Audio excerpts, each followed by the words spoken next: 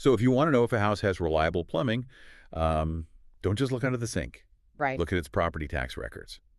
Welcome to today's deep dive, everyone. Glad you're here with us. Yeah, we're so excited because today we are basically reverse engineering a very specific real estate listing.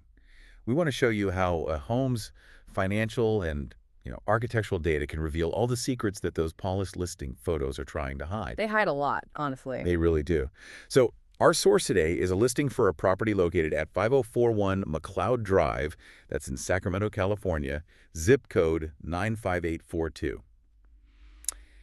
And the mission here is not to just read you a real estate brochure. No, definitely not. Right. We are using this specific single-family listing as a masterclass in decoding underlying market signals and structural fundamentals. Because the standard approach to real estate is just so heavily visual, which, I mean, it's a massive liability for buyers if you think about it. Oh, totally. People tour an open house, they react to the staging furniture, the fresh paint, the curb appeal. But those are superficial variables. They're so easily manipulated by a seller. Just a quick go to gray paint, and suddenly it's a premium property. Exactly. But the actual value of an asset like 541 McCloud Drive is buried in its spatial geometry, its era of construction, its municipal footprint, and, well, the precise timing of its entry into the market. We really have to strip away the aesthetics and just look at the bare mechanics. Okay, let's unpack this. Let's start with the physical footprint, because the numbers on this listing tell a very specific story about spatial economics. They do. The property is a 1,478 square foot home. It features 4 bedrooms, 2 bathrooms, and it was built in 1974. Mm-hmm. Now, when I see 4 bedrooms squeezed into less than 1,500 square feet, my mind immediately goes to how that changes the utility of the house. I mean, it's a masterclass in architectural Tetris. Architectural Tetris, I like that. Because modern construction routinely gives us, 2,500 square foot homes with only 3 bedrooms. Because the trend has been to just prioritize these sprawling open concept spaces that kind of waste a lot of room. Yeah, exactly. What's fascinating here is that the 1974 build date is the critical context. Okay, how so? Well, residential architecture in the mid-1970s was just deeply rooted in compartmentalization. Builders were maximizing the functional capacity of every single square foot. Right, so every inch has a job. Exactly. In a modern open concept build, you have these massive sightlines, sure, but you lose usable wall space, you sacrifice acoustic privacy, and you massively increase the thermal load. Oh, meaning it costs significantly more to heat and cool those cavernous vaulted ceilings. Right. A 1,478 square foot footprint containing 4 distinct bedrooms, it operates on just an entirely different architectural philosophy. It's like a ship's bulkhead system. Oh, that's a good comparison. Yeah, in a ship, you compartmentalize so a leak in one zone doesn't sink the whole vessel. In a house like this, you compartmentalize so the noise of, a Zoom call in the home office doesn't sink the peace and quiet of someone watching television in the living room. Yeah, you get the sleeping capacity of a much larger house, but without the massive utility bills and property taxes that come with a larger overall footprint. Which is huge. Uh, Does a 1974 build context fundamentally change how a family interacts with a space compared to today's sprawling builds then? oh, absolutely. That structural density provides significant leverage for a buyer, especially in California. A 4-bedroom classification fundamentally shifts the appraisal comparables. Interesting. Yeah, in the Sacramento market, an investor or a growing family assigns a distinct premium to that 4th room. Regardless of whether it functions as a bedroom, an office, or, a dedicated revenue-generating rental space, the spatial efficiency itself is a financial asset. Right. But let's apply some critical distance here, though, because we can't pretend a 1974 build is entirely upside. Oh, of course not. Sure, the layout is mathematically efficient. But a house built in the mid-70s also carries era-specific liabilities. We're talking about a timeline where builders were still occasionally using galvanized steel for plumbing. What, or aluminum wiring? Yeah, or incorporating asbestos in the popcorn ceilings. A highly functional layout doesn't just, negate the potential reality of aging foundational systems. No, it doesn't. You have to factor those potential capital expenditures into your initial offer. The blueprint's efficiency gives you the long-term ROI, but you must conduct a rigorous physical inspection of those 1974 systems. You can't just trust the floor plan. Right. The listing promotes a solid layout, but the buyer's burden is verifying the electrical panel's capacity, the state of the underground sewer lateral. The layout is the draw, but the mechanical inspection is your safeguard. which transitions us perfectly to the next layer of the listing. The source material highlights specific features, mainly an attached garage and a cozy fireplace. Two very specific callouts. Right. Now, usually these just get tossed around as standard Zillow filter checkboxes.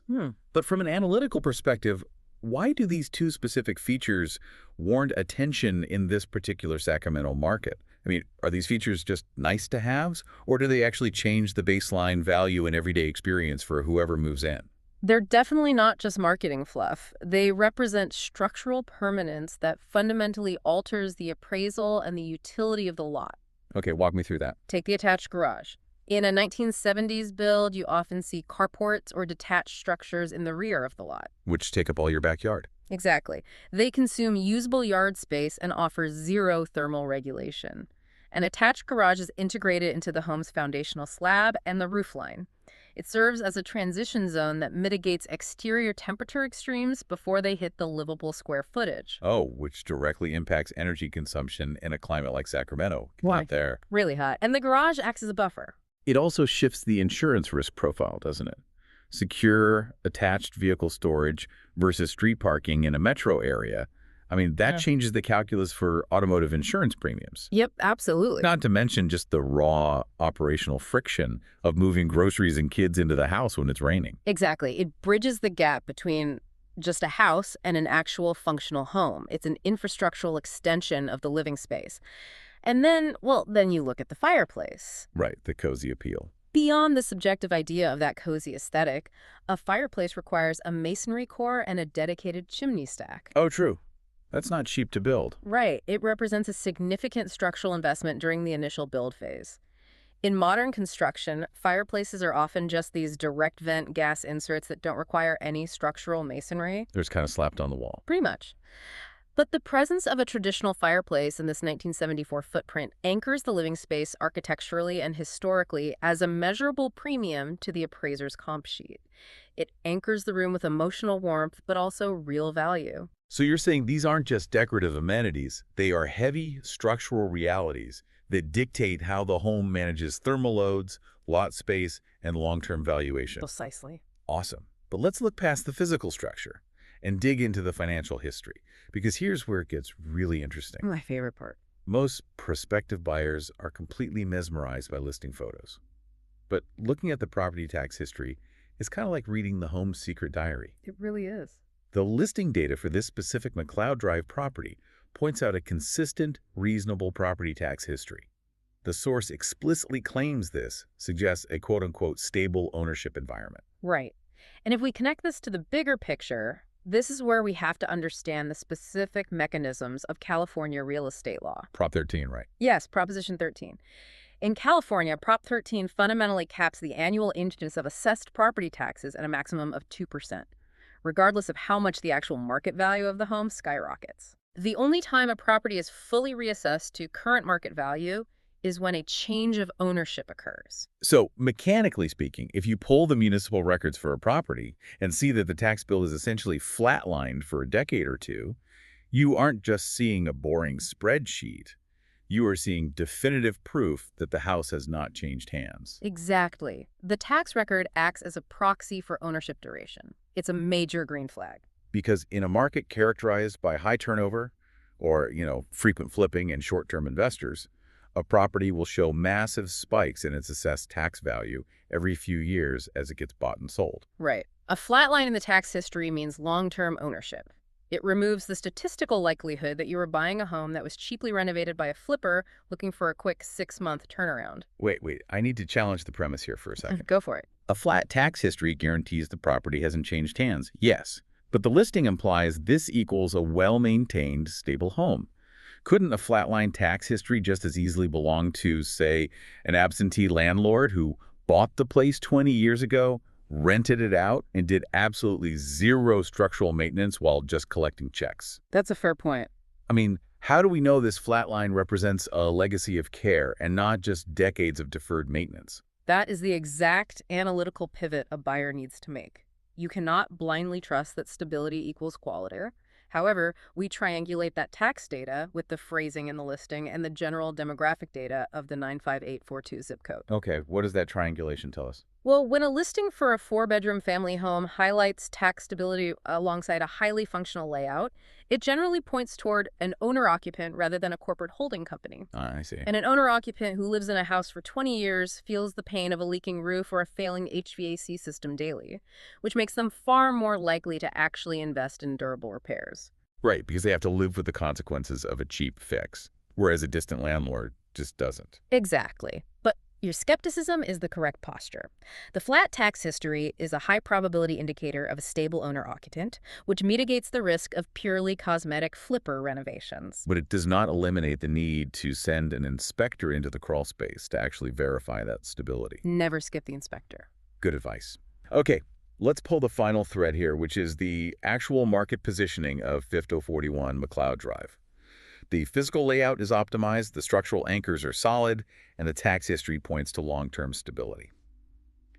But the source material introduces a really urgent variable. The off-market status. Yes, the property is coming off an off-market status. So what does this all mean for you, the listener, right now? Like, break down the mechanics of the off-market status for us. Why does coming off that status create a hidden window of opportunity? This raises an important question about market timing, because the multiple listing service, the MLS, is the central nervous system of real estate data. When a house is listed on the open market, a clock starts ticking.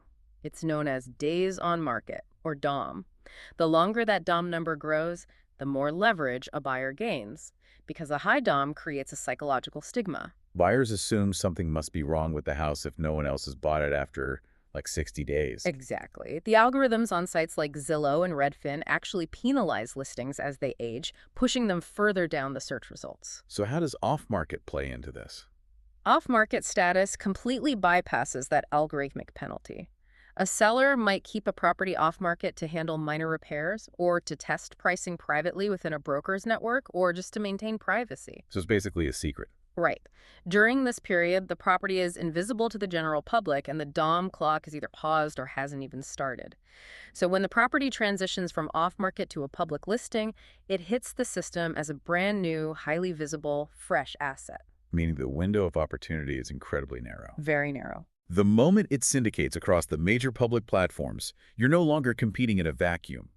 You're competing with thousands of automated alerts sent to every buyer's smartphone in Sacramento. Yep, you are competing against institutional investors, weekend open house traffic, relocation buyers, everyone. Wow. The strategic advantage of identifying a property transitioning off an off-market status is that you can evaluate the fundamentals, the 1974 footprint, the Prop 13 tax history, and submit an aggressive, clean offer before the algorithmic syndication whips the broader market into a bidding frenzy. It allows you to operate proactively rather than reactively. Exactly. Buyers who missed out previously now have this rare second chance. You are essentially trying to intercept the asset before the market prices in all the positive variables we just discussed, which requires an actionable mechanism. It does. Information without execution is just trivia.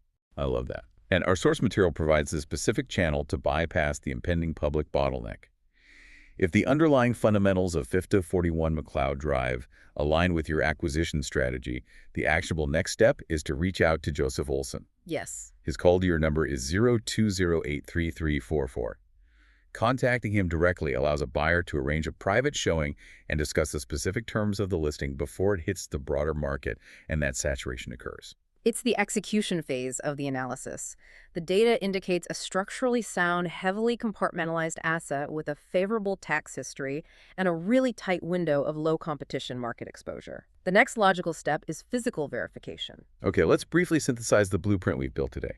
We started with the spatial economics of incredibly efficient 1,478 square foot four-bedroom layout. We analyzed how 1974 compartmentalization provides superior acoustic and thermal efficiency compared to modern open concept trends. Right, the architectural Tetris. Exactly. We elevated standard features like an attached garage and a traditional fireplace into discussions of structural permanence and cozy everyday lot utility. And we decoded the mechanics of California's Prop 13. We did. Yeah. Illustrating how a flat tax history reveals ownership duration and peace of mind while maintaining the critical awareness that stability must always be verified against deferred maintenance. Crucial step. And finally, we mapped out the algorithmic realities of the MLS, showing how intercepting a property coming off an off-market status gives a buyer a distinct tactical, urgent advantage over the general public. All pointing toward the execution step of contacting Joseph Olson. Call to your number 020-833-44. Real estate is rarely about the paint color or the staging furniture. It is a complex matrix of municipal data, architectural intent, and market timing. It really is. And it leaves me with this thought. If a home's hidden history, like its stable tax records and the quiet efficiency of its 1974 footprint, can reveal so much about its true value, what hidden stories and opportunities might the seemingly ordinary homes in your own neighborhood be quietly telling, just waiting for someone to stop looking at the photos and start reading the data?